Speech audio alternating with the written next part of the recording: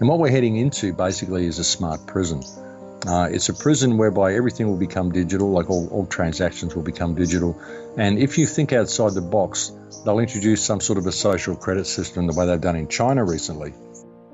The way they're doing it is they're penalising people through this social credit system, which basically forces them outside of the general box of society and forces them into a life where they've basically got no other option than to commit crime, steal to get what they want or whatever. And so they end up in the smart prison system. So that's the way they're going to be dealing with dissenters. They can just penalise you and lock you out of essential services because they don't like what you've posted on Facebook or whatever. I can't stress this enough to people. The technology that we are becoming enslaved to and the fact that everything is becoming digitized, this is the new world order. Welcome to Business Game Changers. I'm Sarah Westall. First, I want to thank everyone who is donating to my Patreon account, my Patreon channel. I am so thankful, and I had a lot of really good messages from people when I put out the censorship video that I just did. And people are realizing that, censorship is real. And so I thank you so much for that. And I want to do a big shout out to Jim. I'm not going to use his last name, but a big shout out to Jim and thank him very much for his generosity. That being said, I want to talk about who's coming on today, Max Igan. He is a futurist. He looks at the world and figures out what's happening and where we're going. And he also is trying to educate people on how to make the world better along the way, how we can better ourselves, better our communities, better the world. And some of the stuff he has is kind of shocking in the way he sees the world going. And, I would implore that you look into some of the things that he's talking about here and get a basis for this and see, is it real? Is the 5G network the new world order? And what are they going to do with that? What is the possibility? Not just the technology, which is great, which will have a lot more bandwidth, but what does that mean? How can that help or hurt our society? It's important for us to understand these things and what it means. And it's an eye-opening interview that I do with Max Igan. He's a great guy. He's in the middle of the jungle, so we couldn't do a video interview, so it's just audio, but still very enlightening. But before I get into that, I want to talk about what I'm doing to bring things to the table for you. I know I'm not making much money with this, but it's so important to me that I get this information out there. So I'm looking for different ways to provide you with stuff that helps you. And I found another thing that I'm working with, which is the Grow Network. And they have over 100,000 people that are involved in this. And they are constantly educating people on how to grow your own food, how to use medicine, how to make a medicine yourself. By looking at and getting in this network, you can have healthier vegetables and save money and do your own medicine. Get off of the goal for them is to get off the grid, off of big pharma, big agriculture, and be able to support yourself. You'll be saving money and you'll be healthier. So I'm going to have a link here for you to be able to connect to them and get more information. They have an e-series. It's an educational series that they do online that teaches you how to do homemade medicines. Again, much healthier, and basic things like rashes and burns and upset stomachs and all sorts of things. If you're a parent, you're going to need this all the time. And over time, you're going to save way more money than what you're spending on it. So hopefully it'll be of interest to you. I have the link here. And let's get into that interview now with Max Igan. Hi, Max. Welcome to the program. My pleasure to be here, Sarah. Thank you for asking me on. Well, I'm so excited that you came because I've been watching some of the stuff that you do, and it's all about how to be a better person and how to contribute in a way that makes the world and society and others better, including yourself. And I wanted to start with, what do you think it means to be awakened? Well, that's an interesting question. Like being awakened, people wonder about enlightenment. They wonder about what's going on, and rah rah rah. A lot of people think they're awake because they know certain information. But as I've often said, enlightenment is a destructive process. It's a breaking down of everything you think to be real. A lot of people who think they're awake are only awake to a certain degree. They may be awake to the corruption and the fact that our governments may not necessarily be doing the right things, but the level of corruption is often too deep for many people to even want to look at. It's so profound what's really going on here. And to be honest, I mean, I know very few people who are completely awake. I know people who are aware on many levels, but I know very, very few people who are awake to what is really going on this earth. I mean, we're essentially living in a people farm if you want to look at what governments do and what they get up to. And it's a very confronting sort of a situation. It's very confronting information for most people to even want to look at. So that's the problem that we have. So, being awake is to be aware of what's going on and to also possibly have some idea of what to do about it. Embrace the warrior spirit. Don't be in fear. You've got to be aware of what's going on in order to fix it. To fix a problem, you've got to know what the problem is to begin with. So, it's an interesting question. What does it mean to be awake? Well, don't you think it's almost? Don't you think it's almost like an onion? Like you keep. That's what I mean. Yeah, it's an ongoing process. I mean, how awake am I?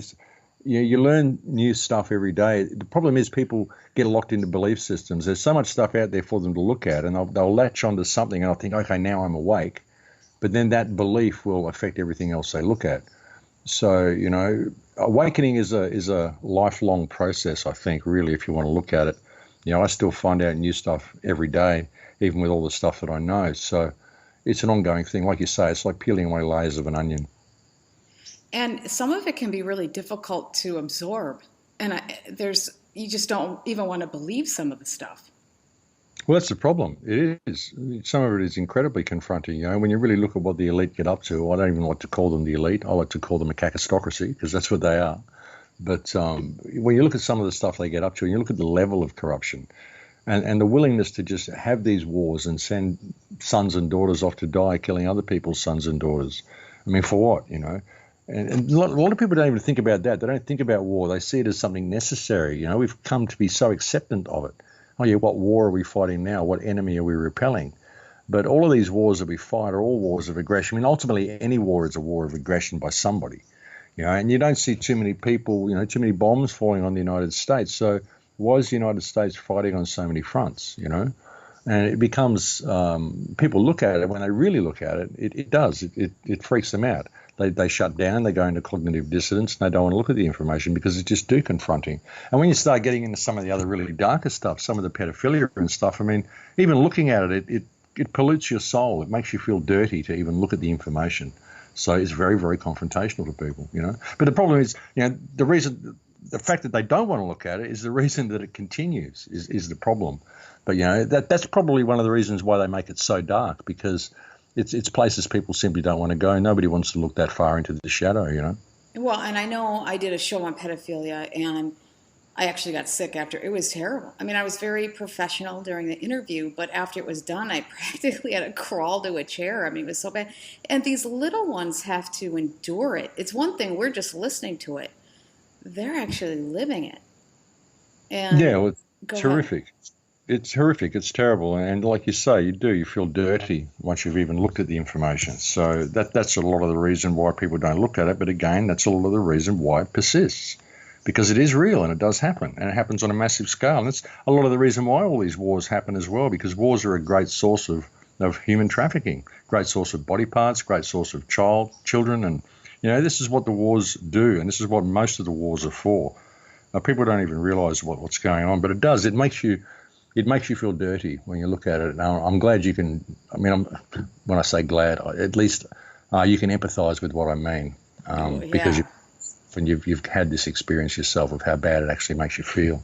Yeah, it's terrible. So what do you think are some of the big picture items that where we would be better off if we could wake up and see it, versus so many of the micro activities now that seem to be going on to confuse people or distract people? Well, So much of what's going on at the moment is a distraction. The big thing at the moment that's right in everybody's faces is this smart grid and the whole 5G network. Like we're talking about with the pedophilia and some of the dark stuff, it's not something you can use to wake people up because, again, they just don't want to look there. It's too confrontational for them. But with the 5G and the smart grid, I mean, this is something that's in everybody's face and they can see it. And we've been starting to take action against this, like in Hawaii with the In-Power movement and the liability notices they've been putting in. All sorts of things we can do to slow this down. Anything we can do to slow down the rollout of 5G, we need to do. It's a very dangerous situation we're facing with 5G. It's basically a digital prison that's coming online that can also be used as an active denial system if they want to. So they can target individuals with 5G, they can disable individuals with 5G. And what we're heading into basically is a smart prison. It's a prison whereby everything will become digital, like all transactions will become digital. And if you think outside the box, they'll introduce some sort of a social credit system the way they've done in China recently. Whereas if you think outside the box in China, you start questioning government, they basically just deny you from certain services. Like you go to buy a plane ticket one day and you find that you're not qualified for that plane ticket, you're not qualified to ride on high-tier trains, and it'll get to the stage where you're not qualified to buy certain high esteem items at the supermarket and things like this. You'll only be able to buy generic brand items and stuff like this. So the way they're doing it is they're penalising people through this social credit system, which basically forces them outside of the general box of society and forces them into a life where they've basically got no other option than to commit crime, steal to get what they want or whatever. And so they end up in the smart prison system. So that's the way they're going to be dealing with dissenters. They can just penalise you and lock you out of essential services because they don't like what you've posted on Facebook or whatever. So this is the way it's going, a social crediting system whereby every transaction everybody does is monitored. Everything is smart, no cash. You walk into a supermarket, pick up what you want and walk out. It detects everything you've picked up. They're all microchipped. It detects you when you walk in. It detects you as you walk out. It detects what items are in your bag, and it takes a necessary amount out of your account. And that's the way it is. You don't have to see anybody. But like I said, if you don't like what the government's doing or you complain, they can simply lock you out of essential services. And if they do that, like the situation in China, there's a man been locked out. There's actually 7 million people, I think, been locked out of essential services in China because of this social credit system. And they just go to do something one day and find they can't do it. There's no notification, there's nothing, and there's no appeal process. There's no one they can write to, there's no one they can ring. What they just have to do is start behaving the way the government wants and try to accrue those points again so that they have access to the basic services that everybody else has. So that's the sort of system we're heading into, a system that is, there'll be two types of humans, desirables and undesirables. And when you can really explain what this smart system is to people and how it's going to work, this is something that really gets in people's face and can be used to perhaps motivate them. Because it's been very difficult to motivate them up to this point because they won't accept that there's anything wrong because it's not in their face. They don't see it in their backyard. But this is putting it in their backyard now. So hopefully this will make a difference. In Hawaii, they started lodging liability notices to the government to hold them accountable for the rollout of smart meters, and they had great success. Smart meters are not being rolled out in Hawaii now, and they need smart meters for this system to work. So that's a good step on the ground people can do. And they need to do it now because once the system comes online, as I said, there will be no appeal process. Once it becomes all automated and it's all run by AI, and AI is dictating everything, then who do you send the liability notice to? So we can't wait until the system is up and running. We have to nip it in the bud before it comes online. And that means stopping the rollout of 5G, means stopping the rollout of smart devices.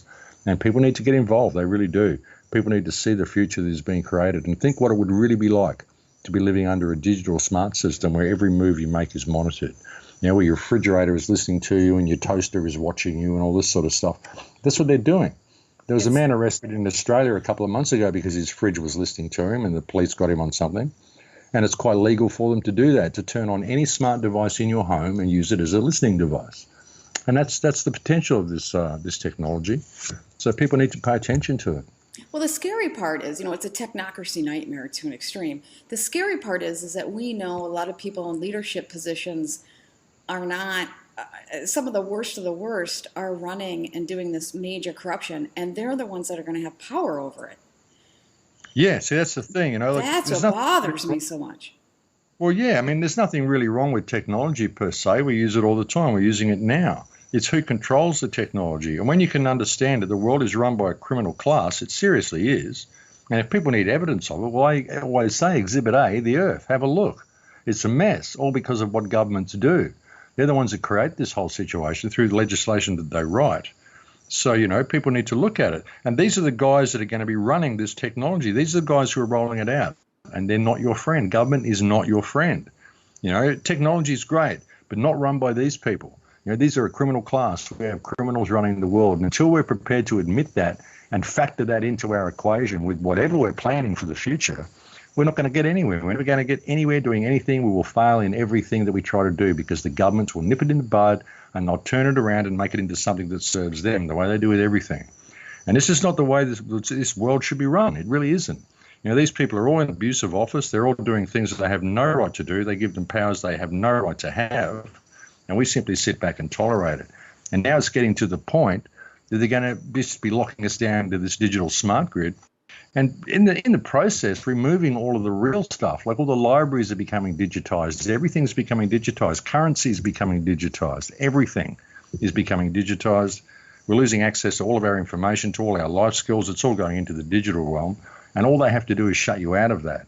And then what's your life? When it all becomes about the technology, then they've got you. They've got you by the short and curlies. They can do anything they want when every aspect of your life is governed by technology. And you just allow them to do it. Suddenly they've got you. They can just switch you off. And for kids that have grown up in this whole technocratic world, being locked out of that technology is like a death sentence to them. It really is. And it forces people into criminality, where they become an outcast, they end up in the prison system. What they've done in China as well, with this social crediting system that they've done, even if someone rings up one of the people who's been blacklisted, they've changed the ringtone on their phone so that a caller gets alerted to the fact that the person they're calling is on the government's blacklist. Jeez, so it's like a scarlet letter. Yeah, so, it sort of, it makes sure that people don't want to associate with you, so you don't really have a chance of getting back online and getting back on top of things because you're just an outcast and you become an outcast. And that's what it's designed to do. And in that sort of a system, you won't be able to protest. And if you do protest and you want to complain about being outcast, there's no one to complain to because it's all run by the AI and it's all done on a social crediting system. They're all run by algorithms. And that's the way we're going. And people really need to pay attention to it. If that isn't going to wake them up and motivate them into wanting to pay attention and do something about this, well, I don't know what will. Well, now, some people are claiming that they're working on technology to actually connect to our brains and on the wavelength of our electrical, because we're electrical beings. Now, how much of that have you investigated and can you speak to? Well, look, it's quite possible they can do that. The technology is out there. And when you think about us being electrical beings, yeah, this is another aspect of 5G that a lot of people aren't taking into account. And there's also stuff like with the cryptocurrencies, there's a new coin come out called Lunar Coin, where they're telling you they will give you a certain amount of Lunar Coin if you donate your DNA to them.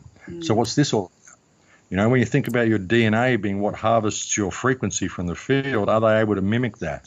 Are they able to clone you within a virtual reality, or are they able to affect you in the field, at your root source by having access to your DNA code? Perhaps cut off the signal to it. Change the signal to it. Who knows what these people are capable of? And then you've got stuff like Elon Musk talking about his neural mesh that would link us up to the AI, through our brains. Would they be able to do that already through the nanotechnology, through the chemtrails, through all the stuff they're spraying? People have to look at it. The possibilities of this technology are really off the charts. When you bring it online with 5G, which has the bandwidth to pull it off, then it's really off the charts what they're capable of doing with this. Will they be able to affect people's thoughts? Will they be able to implant ideas into people, voices, hearing voices, whatever? It's all possible with the 5G network, but especially when they gain control of your DNA or gain enough knowledge of your DNA. Your DNA is you. That is the frequency that is your consciousness in the field. So this is something you should not be giving to other people, especially not, again, these people who are running the world, these criminals that have run the world into the state that it's in. These are not the sort of people you should be trusting or giving any type of personal information to at all. Well, let's talk about another subject that people are globbing onto and they can't get enough of, and that's the Q. He's putting out breadcrumbs and putting out messages. What do you think about that? Do you believe it's a real deal? Do you believe it's a way to distract people? What do you think? I think it's a distraction. I really do. I think it's just more theatre for the masses to keep them hanging on that something's imminent. Something's about to change. It's always imminent. There's always someone coming to save us. But with the QAnon data, even if there were mass arrests, it's kind of a really Americentric way of looking at things. That's the problem with Americans, unfortunately. They have a very Americentric way of looking at things. Even if all the people being named by Q were arrested, well, it's only certain politicians within the United States. It doesn't address the smart grid. It doesn't change the situation in Europe, in England, in Australia, in New Zealand, in Africa, in anywhere else. And really, it's all one thing. It's one big corporate entity that's in process of basically, solidifying the big department store they're running. If you can think of each country as a franchise, the countries that aren't really part of the smart department store yet are being subject to hostile takeover. So it's not really going to do anything. I think it's a distraction. I think most of the theatrics of war between North Korea and America and even Iran and America are theatrics as well, because this smart grid is coming online in every single country underneath everything else. And the smart grid is the new world order. And I'm not seeing anything about this being addressed by the QAnon posts. All I'm seeing is, people pointing the finger and wanting that scapegoat. We want to bring Hillary Clinton down. We want to take it to the Hague and we want to watch her hang. Well, that's great. What are we going to do then? How's that going to change anything? It's not going to change anything. It's not going to change the smart grid. But they desperately want someone to blame, someone to point the finger at, and someone to say, it was you. And now that we've arrested you, everything's going to be great. Well, it's not, because the system itself is the problem. And all politicians are supporting the system. I'm not seeing Trump do anything that's going to actually change anything. It's all theatrics. It's all stuff designed for people who think that there is some point in politics. When there isn't. The only thing that's wrong with government is that politicians are involved in government. Government should be there to manage infrastructure, to govern certain sections of the community, to have the infrastructure flow properly. But what's wrong with it is politicians get in the way and they use it as a career path for the corrupt. And I'm not seeing Donald Trump or the QAnon or anything address any of the reality of the situation at all. It's all finger pointing and throwing out little carrots for the people so they can sit back with their bags of popcorn and wait for all these mass arrests to happen like it's actually going to change anything. And I don't think it is. I don't think it will change a thing. I think it's a huge distraction, and it's been coming out right now in order to cover up the rollout of this smart grid, because that is the real issue. So you think it's all a cover-up. Do you think that there will be any arrests to at least make it look like they tried to do something, or do you think it'll just not happen and disappoint a lot of people? Yeah, it probably will just not happen, I would say. I can't see Hillary Clinton getting arrested. I mean, if she does, it would be for some small thing. It wouldn't be for a tenth of what she's actually done. And even if they do arrest a few people and throw them out to dry, well, that won't matter. I mean, will they even go to where we are told they go? If they get arrested and taken off somewhere, they just disappear from public view. Where do they really go? Do they go to jail? I can't see Hillary Clinton ever going to jail. There may be some public trial held, and then she may disappear from public view, probably off to the Caribbean somewhere. I mean, I don't think any of these people really will ever come to justice. And I don't think that this QAnon information will really go anywhere. They may stage a few mass arrests, like I said, but it won't really mean anything, because it's not changing the smart grid, and the smart grid is the new world order. I can't stress this enough to people. The technology that we are becoming enslaved to, and the fact that everything is becoming digitized, this is the new world order. And it's been rolled out under the guise of convenience, and then all these theatrics are staged to keep us pointing the finger at everywhere else we can think of, in the belief that if this person is arrested and these group of people are arrested, then the whole world's going to change. Well, it's not. It's not addressing the monetary system. It's not addressing the smart grid. It's not addressing any of the wars. It's not addressing anything. So, yeah, I think it's a huge play on behalf of government, and I don't think it's going to lead anywhere. Well, what do you think about the North Korean thing? Because that's the big theatrics that we're going through. Do you think it's a proxy war with China, or do you think it purely is just theatrics? I think it's theatrics. I really do. I don't think there'll be a war with North Korea. I think China will appease the situation, and it will be used to bring in the new Chinese credit system, the new One Belt, One Road trade initiative that China wants to bring online. You can't imagine, America going to war with North Korea, or in North Korea, this tiny little country, going to war with the United States. I mean, seriously, why would they even do that? And it's right on the borders of China. You really think China is going to let America be throwing bombs across its to this country that's right on its border? How many bombs are going to miss and hit China? you know. So, yeah, the whole thing is theatrics. They're going to make it look like it's really bad and look like it's on the verge of happening, and then China will step in and appease the situation. We'll talk to North Korea. North Korea will agree not to be so hostile and warmongering if we open up trade. And then the trade relations will happen, and the whole China will be awarded the new One Belt, One Road system, control of it. And I suggest it will probably all move over to some sort of digital currency at that stage as well. And what I think will be the ultimate result, or quite possibly the ultimate result from this North Korean situation, is America might end up losing its place as the global reserve currency. And then the country will have to pull together and struggle and try to get back on top of things. And they'll just gradually introduce the Chinese work ethic across the United States, just for a little while, while we all band together to bring the country back online and get back to the top of the food chain. But I think it's all theatrics. I think this has been designed to bring down the United States and to usher in a new global credit system.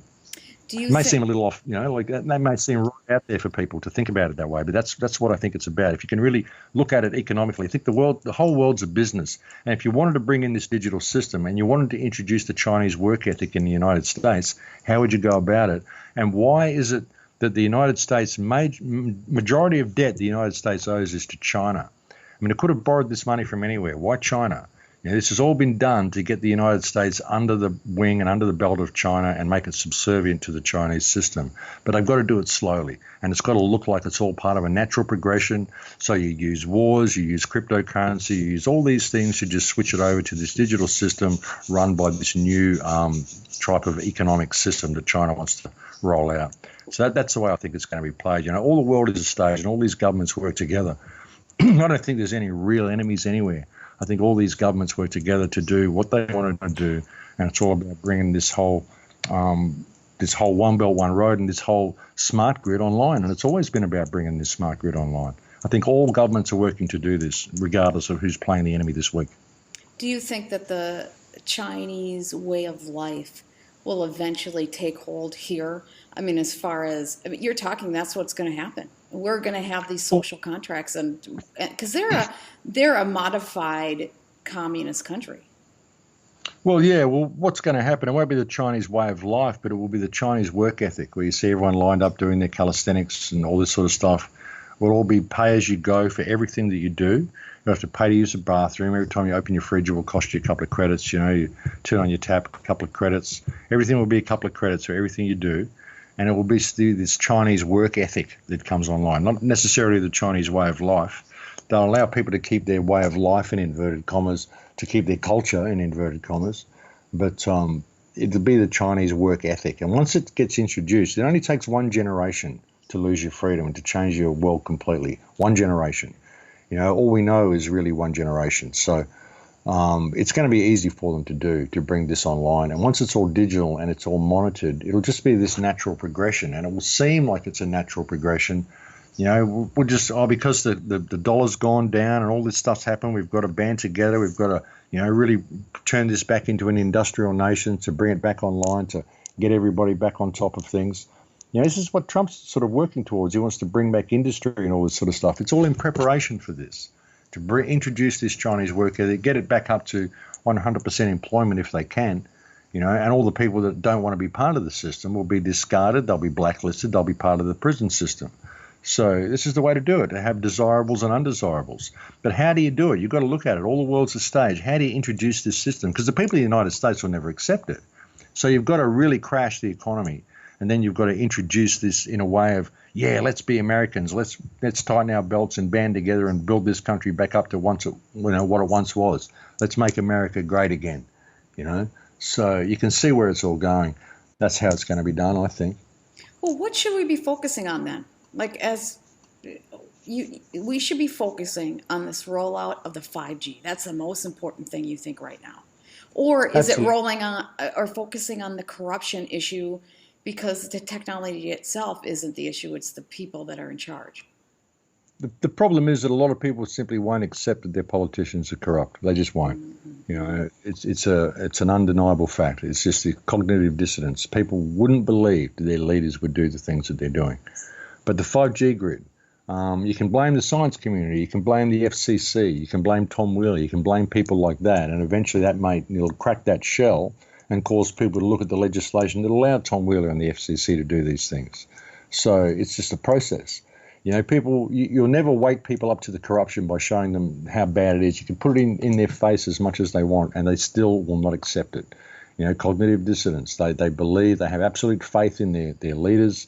A lot of people think all these wars are necessary. So, this is what we're dealing with. This is unfortunately the problem. It seems so obvious to us. We can look at it and go, well, here's the problem. The world's run by criminals that write all this legislation that have created this whole mess, and it's completely obvious to us. And we can see that. But you can tell that to the man next door, and he just won't see it. He just will not. And even if he does see it, he won't be prepared to admit it in himself, because the truth is just too painful for him to admit. And it's too confrontational, because if he admits that to be true, then it might mean he has to do something about it, and he doesn't want to do anything about it. He doesn't know what to do about it, and he'll just run and hide in his basement in a little ball of fear. So it just doesn't work that way. So you've got to look at something like the 5G grid and the smart grid and realize that through things such as the empowerment movement and these liability notices, you can actually empower yourself, and you can actually make a difference, and you can stand up for yourself, and that maybe will give people the confidence to stand up for themselves in other ways. So I think the 5G and the smart grid is one of the greatest opportunities we've had to show people that this is in their face now. There's now no denying that you are going to be locked into this smart prism if you don't do something about these criminals that are running this whole world and that are allowing this to happen. Through the smart grid and through the rollout of the smart grid, you may be able to alert people to how corrupt the politicians are. But you can't do it by talking about the pedophilia or the human trafficking or all the really bad stuff that's going on, because, like I said, their cognitive dissonance will not allow them to accept it. But the smart grid's in their face. They're getting meters on the corner of their houses, so it's in everybody's face. Everyone's seeing the polls being rolled out. So it's a good opportunity for us, and it's a good tool we can use to, hopefully show people that it's in their face now and they have to stand up and do something about it. Well, I'm thinking about that. I think, well, some people maybe will wake up with the trafficking. If they see it personally, they probably would. The smart grid, maybe. I still think there's going to be people that are just think, well, it's benign. It's technology. So what? We just use it. I'm even more pessimistic than you. No, I'm just not sure if enough people will even think that is a problem. Yeah, well, they soon will, I would say, if they start getting sick from it. But yeah, that's different. Show them. Even if you point out to them the fact that when the 5G grid comes online, it's going to be like we're all living permanently inside an airport scanner. You say that to people, it kind of makes the penny drop a little bit. So, look, sure, the pedophilia, anything you can use, anything that will cause that penny to drop is a good thing to use.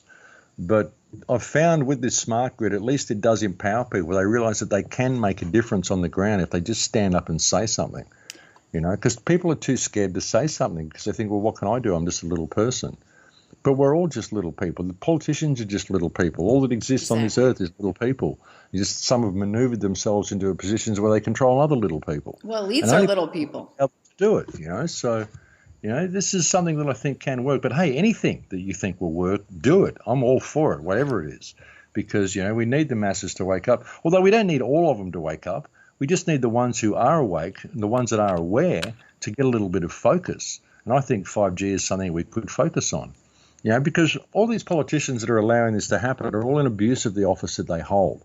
They're not even in abuse of power because, they don't have the power to do what they do. They're in abuse of the office they hold by giving themselves powers they have no right to have, and writing legislation they have no right to write because it doesn't serve mankind, it doesn't serve our societies.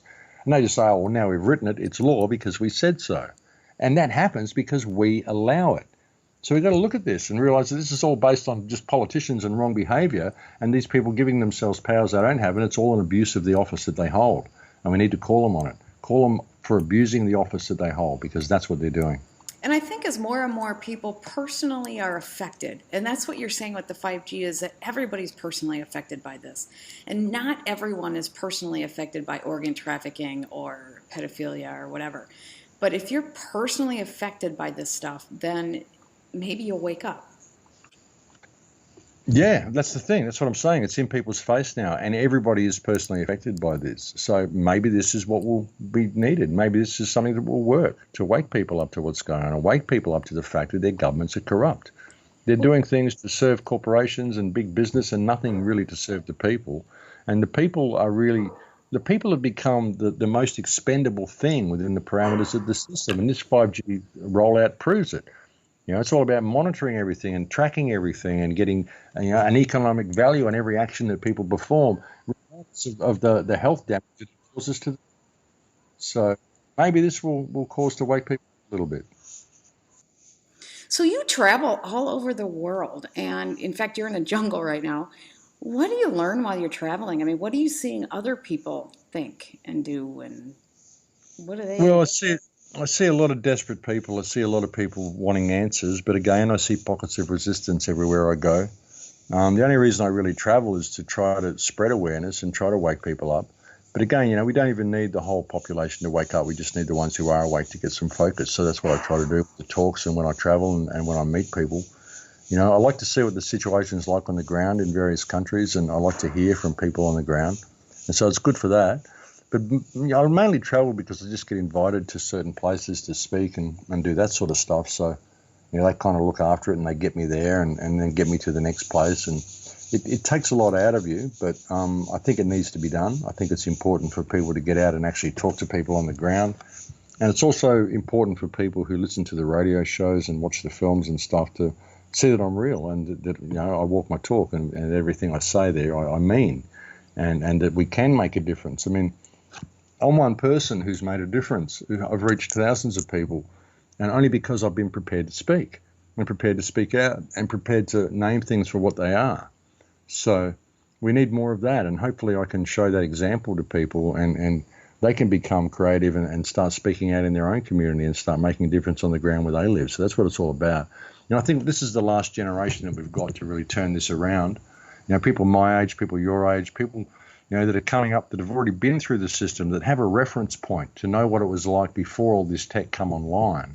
We're the ones who have to point out the dangers of this, and we're the ones who have to change it, because the kids that are coming up through school now, by the time they get through and they're educated and they're out in the system, they will have absolutely no reference point of what freedom could have looked like or did look like. Not that we're free now, not that we ever were, but at least we're freer now than what we're going to become. But they will have no reference point for that.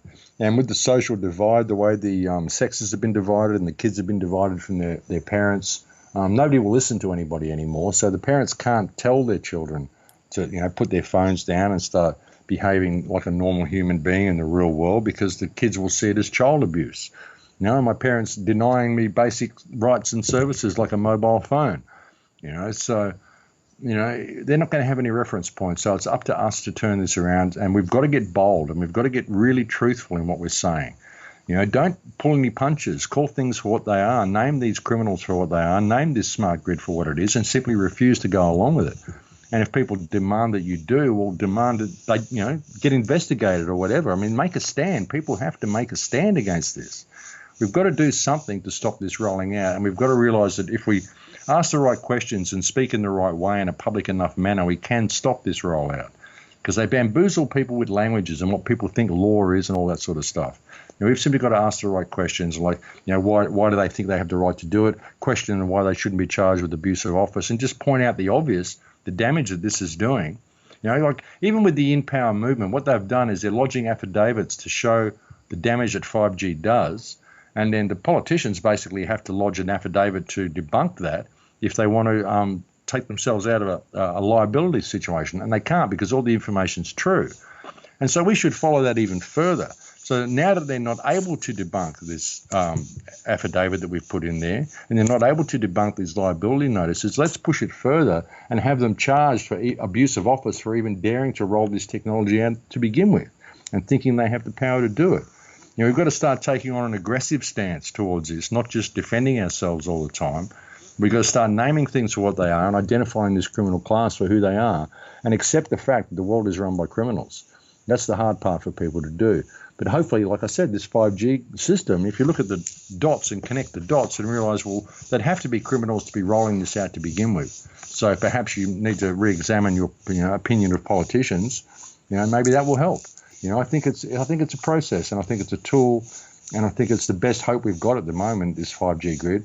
And again, it's something we've got to do. This generation has to do, because the kids will not do it because they will have no reference point. They won't even know what you mean by saying this system isn't normal and natural and hasn't been here all the time, you know.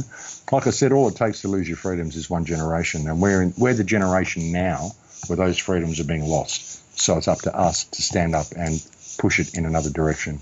Now, is 5G simply a more powerful bandwidth and network, or is it also something that is at our frequency as humans? Well, 5G is millimeter waves, very, very short waves. So it means they need to put massive amounts of towers everywhere. It's a very, very fast communication. It's not that we're on the same frequency as 5G. It's just that it's a very, very narrow millimeter wave. Most like 4G, the whole rollout, one generation, two generation, third generation, fourth generation, fifth generation. And it's all been the same. The first 4 generations have basically been improvements on the same technology. But 5G is millimeter waves, and it's military-grade technology. And it's the only thing that we know of at the moment that will provide the bandwidth they need to run the Internet of Things. And so they're running it out without the standards. They don't care what damage it does to people. And we know what damage it does to people because it can be used for microwave cannons and all sorts of stuff, active denial systems. So we know it's a very, very damaging system. Anyway, just standing alone, even without being used as an active denial system, it's the same frequency as airport scanners. So you're going to see massive rises in cancer and all sorts of stuff. But it isn't because it affects that it's on, tuned to anything like our biology or anything like that. It's just that the sheer amount of waves and the sheer amount of towers we're going to have and these tiny little millimeter waves, this is very, very dangerous. Well, see, I think it can mess with our electrical circuits and mess up put us on a different wave because we don't know how our bodies really work. We're still trying to figure it out. And being bombarded by that many waves, I think that's why you're saying cancer. And they can be used as energy weapons. I know we almost sound like freaks saying it, but it's true. And that's what people are not aware of. It's not only the technocracy nightmare where they can control everything, but also just our biology and the energy weapons and cancer and... Well, yeah, and you think about it, when they've got control of people's DNA or knowledge of people's DNA, how can they tune it for that? Can they pinpoint and target people and do it that way? And I believe that you can with 5G. So it's an all-encompassing smart system. It's an all-encompassing lockdown that we're seeing here with complete and utter disregard for any physical effects, any ill effects or any damage, any cancers, anything that might happen. They're not concerned about that at all. They just want this smart system in place. And the problem is, like I said, that it's all going to be run by AI. I mean, once it all comes online as AI, you won't even really need governments. They'll just be there in name only. So you've got figureheads. It'll be the AI dictating what happens. So, it's a freaky situation we're being led into. And people need to pay attention to it. Do you think it will affect go ahead. all sorts of ways, like the 5G, but the fact that we are electrical beings, it basically gives them access to every single part of you, depending on how they want to tailor the frequency and where they wish to target you. And like I said, if they've got access to your DNA, then they can probably do it on the absolute deepest level. So, yeah, people need to look at it. But this is something very difficult, again, to talk to people about because they just go, this is all science fiction. Yeah, they do a nut job. So, yeah. So what about censorship? Do you think censorship will be all-encompassing at some point? Well, people will censor themselves through this social credit system. People won't dare think outside the box because they'll be penalised. They'll lose access to Facebook or they'll lose access to buying certain goods or flying on certain aircraft. They won't have an Instagram account or something. So people will self-censor themselves. I mean, they are already. Political correctness, this is a form of self-censorship. And then you've got the social justice warriors out there to enforce political correctness.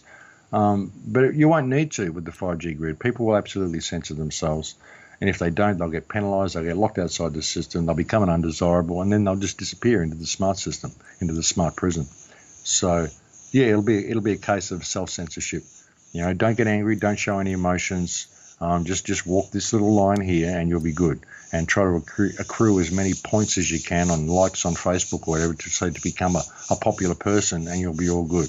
Just think inside this box, don't think outside it. Because if you do, you won't get access to certain services. You won't be able to have the latest Instagram account or whatever, and your friends won't like you. So you become a lesser person. And no one wants to become a lesser person. So that's what it's all about. I mean, people are self-censoring themselves now. And once it becomes a social credit system, they'll do it even more so. So yeah, we won't need any government censorship at all. We'll do it ourselves. So meanwhile, the little ones will be controlled completely, and those who figure out the system, the sociopaths, will get away with the worst atrocities imaginable. Well, they already are, basically. Yeah. But, you think about it, once you've got the kids that are coming up through school now, and our generation sort of dies off, and you've got the kids coming up through school now, what are their kids going to be like? If they're even able to have kids with what's going on, they've got all these robots and everything else coming online. So, all this leads towards depopulation. People don't realise that the dangers of this sexual divide that we're having, and men wanting to have female robot wives and women wanting to have male robot wives. This means no more breeding except in ectogenesis chambers or whatever the government wants to breed and wants to grow themselves, these little clones. So people have absolutely no reference point if we allow this system to come online. That's why I'm saying it's our generation that has to change it. It's going to be terrible for these kids. They're not going to know at all what the world is like if we don't do something about this. Well, what do you think are the most important items that people can do now? Our generation, what specifically tangible things can they do? Well, the best thing they could do would be to actually call things for what they are. People simply aren't calling things for what they are. They're going through this process. Like I said, they have all these plans and all these situations they want to bring online, all these great ideas, all these political movements or whatever. But if you don't factor into the equation the fact that your government is run by criminals and you deal with that criminal class, you're not going to get anywhere. So people really need to identify that fact, and that's what they need to do, is start calling things out for what they are and naming this for what it is, calling these people out for the criminals that they are and asking the right questions, pointing out the fact that they're all in abusive office and they're giving themselves powers they have no right to have. That's the first step. I mean, you can do little things on the ground, like I was saying, with the Empower movement or whatever you want to do, little moves that you've got. You might have some initiative that's going on in your local community, whatever. Great, get involved in it. But factor into the equation the reality that this world is run by criminals. It really is. So that's what we need. We need a massive amount of people telling the truth, and we're just not getting that. Yeah, we do need more people telling the truth, at least digging in and trying to figure out what it is. So how can people learn more about your work? I know you have your own radio show and or you do videos and things, and you have your own website. Can you talk about that a little bit? Okay, my website is thecrowhouse.com. You can find out everything about me there. If you go there, you'll find a wealth of information. I've got archives going back 10 years. I've got all sorts of radio shows, and I've got 6 films that I've made. I'm working on another one at the moment. You'll find links to all the stuff that I've done. It's all there. It's all free. I don't have any advertising on the website. I don't have anything for sale. There's nothing to buy, nothing to subscribe to. I've just put it out there because I want people to get the information, because I think it's important. I really think it's important information. I've got a lot of really powerful stuff up there. But you'll find links to all my stuff right there at thecrowhouse.com. Oh, that's excellent. Thank you so much for joining us today. It was a really eye-opening experience, I think. And, all of us that are trying to learn the truth, it gives you a different perspective to look at and what to focus on. And I don't know. We're living in a strange time. We are, darling. We are. Very strange time. But, we can fix it. We can head it in a different direction. We have all the tools we need to do it now. It's just getting that focus and re-embracing the warrior spirit and being prepared to stand up and call things out for what they are. If we do that, they haven't got anywhere to go. The problem is that not enough people actually call it for what it is. They beat around the bush and they don't factor into the equation, like I said, the fact that the world is run by criminals. And once you factor that in, the way out of this mess becomes pretty clear. But Thanks for asking me on, Sarah. Yeah, well, thank you so much. You have a wonderful time in the jungle. Sounds like so much fun. I'm here for another 8 days, and then I've got to get back on the speaking tour. So, yeah, it's good. It's good to have a little bit of a reprieve. A bit of wet here at the moment, a bit muggy, pretty full-on jungle at the moment. But it's good. It's good to be back. Well, good. Well, hopefully we'll meet in person someday. You never know. Okay, well, have a great day. Thank you so much. My pleasure. Bye-bye.